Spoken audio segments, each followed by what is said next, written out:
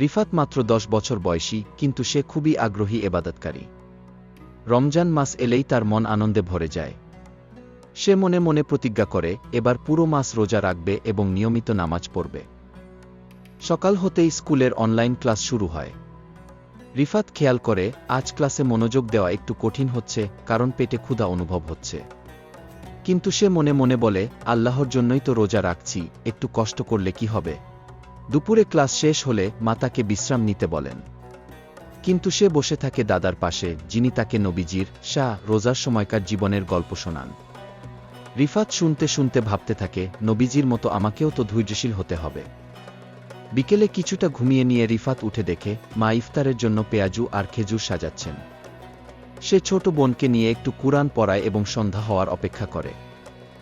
মাগরিবের আজান পড়তেই সে তাড়াতাড়ি খেজুর মুখে দেয় এবং পানি পান করে। কি যে শান্তি! সারাদিনের কষ্ট যেন এক নিমেষেই ভুলে যায়। এরপর পরিবারের সবাই মিলে মাগরিবের নামাজ আদায় করে। রাত হলে তারাবির নামাজের জন্য বাবা মায়ের সঙ্গে মসজিদে যায়। সে দেখে চারপাশের সবাই কেমন সুন্দরভাবে নামাজ পড়ছে, কুরআন তিলাওয়াত করছে। মনে মনে সে ভাবল, রমজান মাস সত্যিই বরকতের মাস। আগামীকালও আমি এমনভাবে ইবাদত করব কি।